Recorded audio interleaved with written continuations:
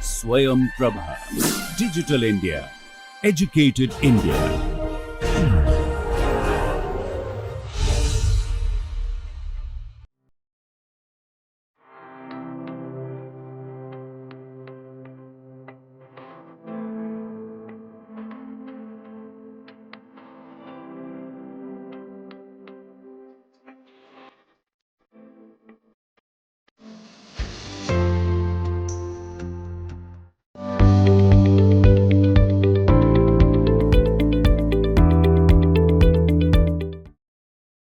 Welcome back to lecture number 23, part 2. I will be continuing with the design problem which I was doing in the previous lecture, that is part 1. At the end of the part 1, lecture 23, I have calculated the total product load, which is the summation of Q1, Q2, Q3 and Q4. Since Q2 and Q3 are 0, so Q1 and Q4, so it comes to 41.5 kilowatt. Next step, we have to calculate the infiltration load. So the third load is the infiltration load.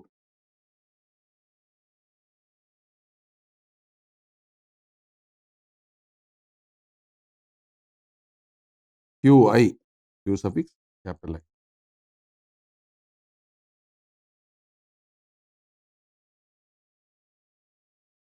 QI. So before calculating this load, let us calculate the volume of the chamber.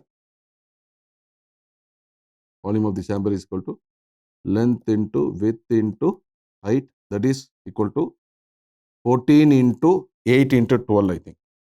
Length is 14, height is 12 and width is 8. 14, 8, 12. 14 into 8 into 12. All the values are in meter. So if you calculate, you get the total volume as 1344 meter cube. 1344 meter cube. 1344 meter cube. Now from the cold storage design data book or guidebook, I will be taking the value of air changes per hour based on this volume. Then we will be calculating the infiltration load. From ISHRE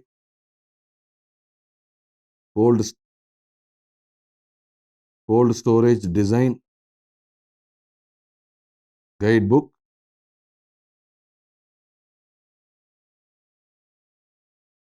so let me show the table. So this is table number 2.9. Table number 2.9. So in one of the earlier lectures, I had mentioned about this table.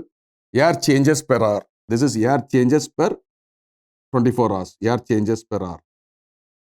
That is air changes per day. That is air changes per 24 hours. This is for above 0, greater than 0 degrees centigrade, the values, and this column is for less than 0 degrees centigrade. Similarly, here also, this is for greater than 0 degrees centigrade, that is positive temperature application. If it is a positive temperature application, we have to refer the column number 2. And if it is negative temperature application, we have to refer the column number 3. This is less than 0 degree.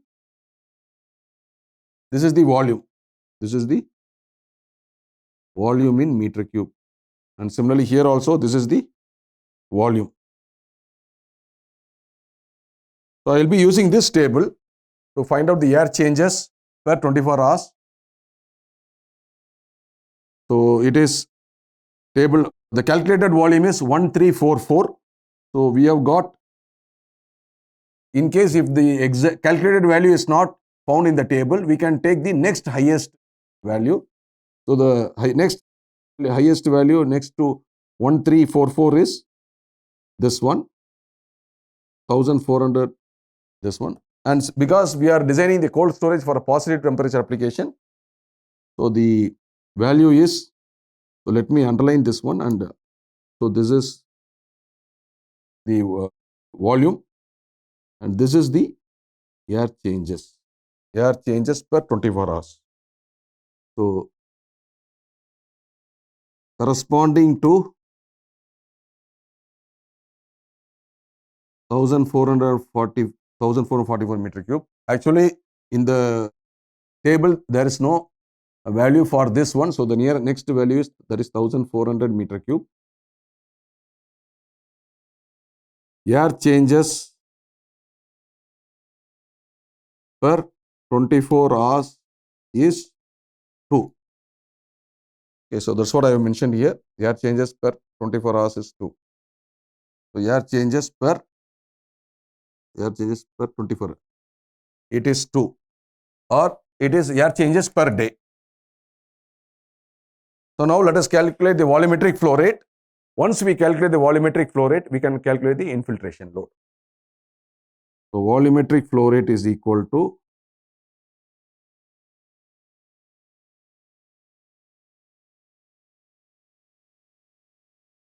volume into air changes per 24 hours or per day. So this is equal to volume is, but we have to take only the calculated volume. We should not take 1400 volume, because the value of air changes per day is not given corresponding to 1344. I have taken the next highest value in the table. So we have to put the calculated value only here into 2. Okay, so 886. So this will be 2688 meter cube. Okay, so this is per day. So 2600 meter cube per day. So convert it into meter cube per second. Meter cube.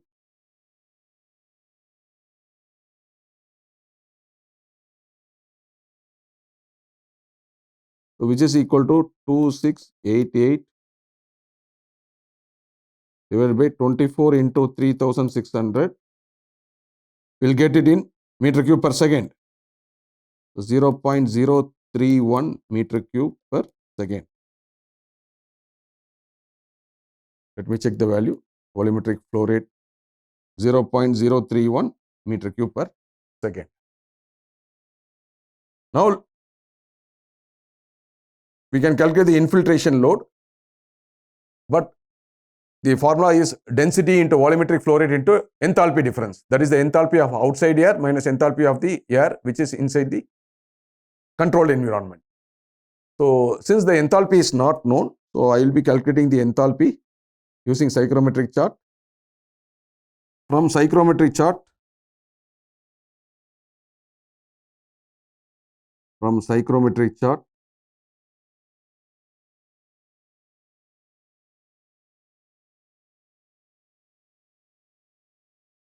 so the outside design condition is 45-degree dry bulb and 30-degree wet bulb.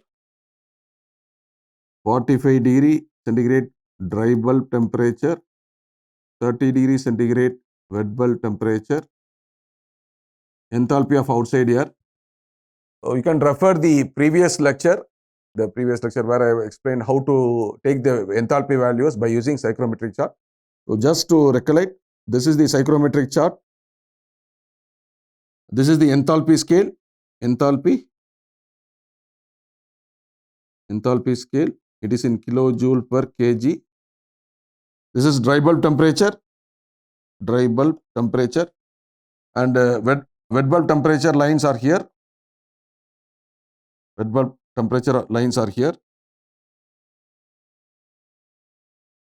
this is the wet bulb temperature lines.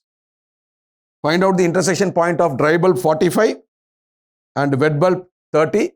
From there, draw a line parallel to the wet bulb temperature line, so that we don't draw at a different angle. So the line should be drawn parallel to constant wet bulb temperature line. That will touch the enthalpy scale and read out the value. So directly I am taking the value. So it is 99.2 kilojoule per kg. This is the outside air enthalpy. Inside air enthalpy is, inside temperature is 15 degrees centigrade dry bulb temperature and 90% RH. Follow a similar procedure. Find out the intersection point of dry bulb temperature. In the enthalpy, in the psychrometric chart, the relative humidity lines are the curve. These these inclined curves are relative humidity, that is phi, which is nothing but, so the intersection of this curve with 15 degree is coming here. So we can read out the value. So it comes to 13.6, 13.6 kilojoule per kg. Now let us calculate the infiltration load. Qi is equal to density into V into H2 minus H1. So this is equal to, density is 1.23, density of air. This is volumetric flow rate. Volumetric flow rate we have calculated as, this is volumetric flow rate. Flow rate, it should be in meter cube per second. So this is the volumetric flow rate, 0.031, 0.031. Enthalpy is 99.2 minus 13.6. So the infiltration load comes to, it comes to 3 kilowatts, 3.3 kilowatts, 3.3 kilowatts, 3.3 kilowatts.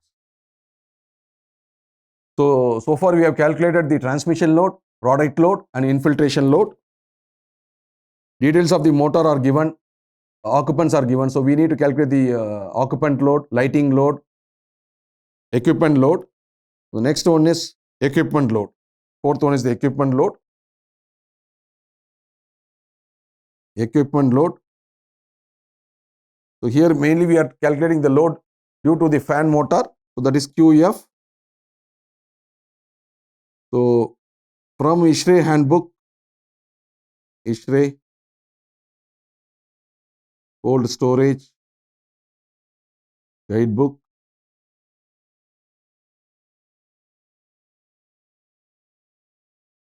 let us take the, if you see the given data,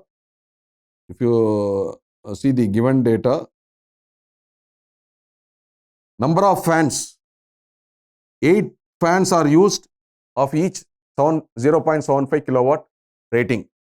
So number of fans are 8 and rating is 0.75 kilowatt.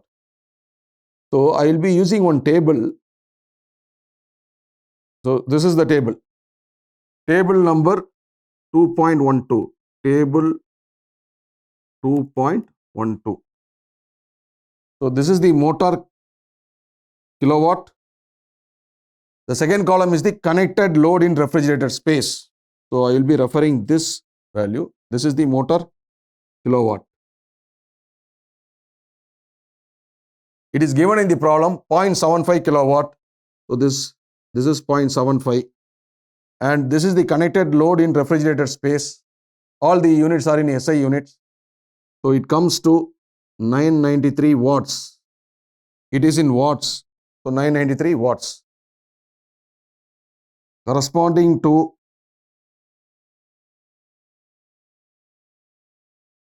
motor kilowatt, corresponding to 7.5 kilowatt. Sorry, 0.75 kilowatt. 0.75 kilowatt. The load connected to refrigerated space. Refrigerated space is 993 watts. Let me write it clearly. 993 watts. This is from table number, let me see the table number, 2.12. Table number 2.12. Okay, so that's what I have written here. So from ISHRE handbook, corresponding to 0.75 kilowatt, 0.75 kilowatt, connected load in refrigerated spaces. So once we know that one, connected load,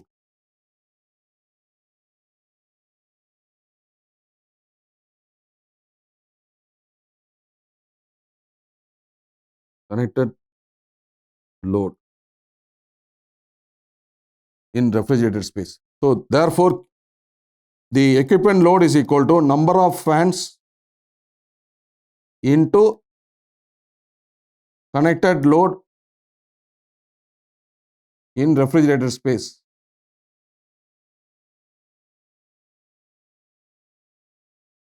Number of fans, 8 fans are there. So from the table we have taken the value of 993 watts. So that comes to the equipment load QF comes to 8 into 993. It comes to around 7.9 kilowatt. 7.9 kilowatt. So to evaluate the equipment load, we need to use table number 2.12. Next one is occupancy load. Occupancy load, for which I will be using the table number 2.13. That is, equipment load is number 4. Occupancy load is the fifth one. Occupancy load, that is QO. From ISHRE cold storage design guidebook, table number 2.13. Table number 2.13. Let us go to the table number 2.13. So this is table number 2.13.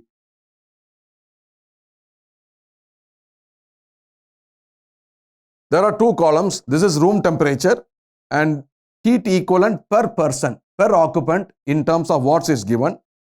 So the room temperature is, actually the cold room temperature given to be maintained in the problem is 15. If you see the numerical question, okay, the cold room temperature is 15. But if in the table, the values are there up to 10 degrees centigrade. So since it is not given for 15, I am taking the value corresponding to 10 degrees centigrade. Here the temperature is 15. So what we have to do is, if we go to the table 2.13, the room temperature, the maximum, the table has values from minus 25 to plus 10 only. So this is 10 degrees centigrade and the corresponding value is 210 watts, and it is in watts. So that's what I have written here. From ISHRE Cold Storage Design Guidebook, table 2.13, corresponding to room temperature of 10 degree, heat equivalent per person is 210 watts. Corresponding to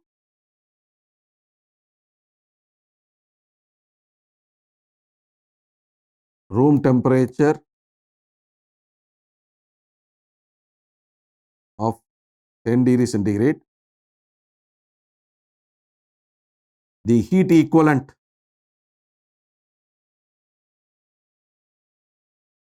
per person or per occupant is 210 watts. So here I will write, in the given problem,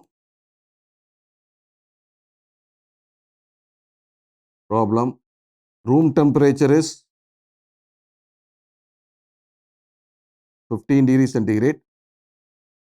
Since the value is not given, since the value for 15 degree is not given in the table,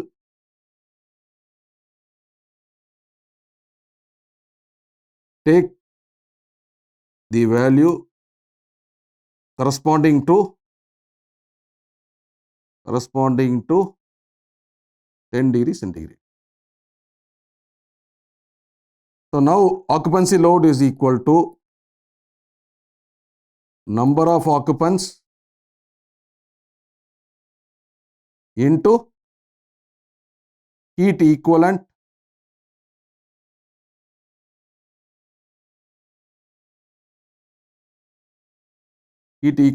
per person. If you look at the problem, the number of persons are given as number of occupants or number of persons is 4. So 4 multiplied by 210 watts. The 210 watts is the value which I have taken from the table number 2.13. So this is equal to 4 into 210. So Q naught is equal to 0.8 kilowatts. 0.8 kilowatts. 0.8 kilowatts. So next, the last one is lighting load. Lighting load QL, that is equal to, the formula is lighting intensity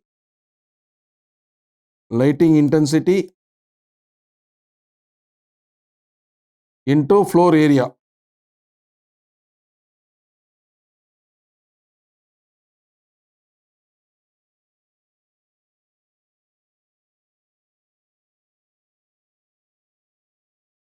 The lighting intensity is given in the problem. Lighting intensity is given as 10 watts per meter square. So for 1 meter square floor area, the lighting intensity is 10 watts. So floor area is length into width, that is 14 into 8. This is the floor area, length into width. So this is nothing but, this is equal to 10 watts per meter square given in the problem, multiplied by length into width. This is equal to 10 watts per meter square multiplied by length into 14 into, let me write it clearly, in 14 multiplied by 8. Lighting intensity comes to, lighting load comes to 1.1 kilowatt. 1.1 kilowatt.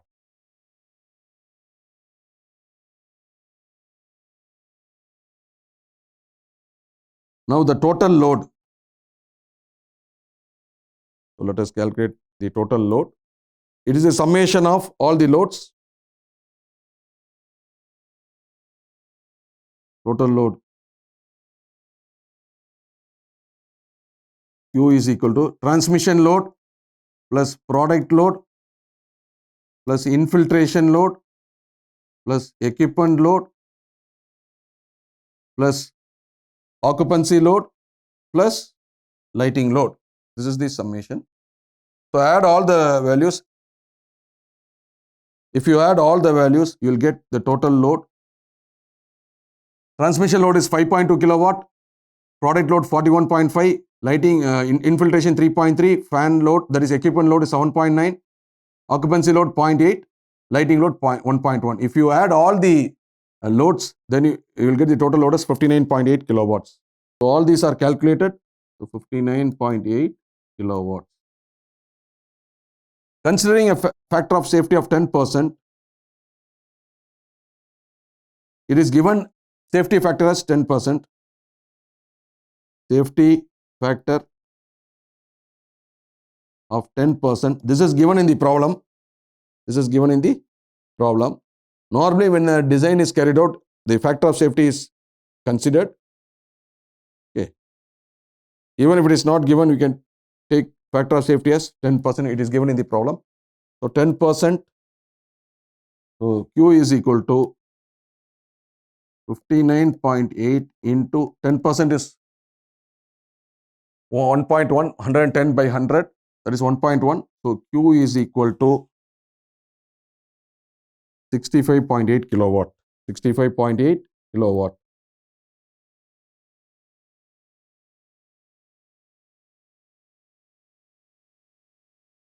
The compressor running hour is given in the problem. For a compressor running a time of 20 hours, it is given in the question.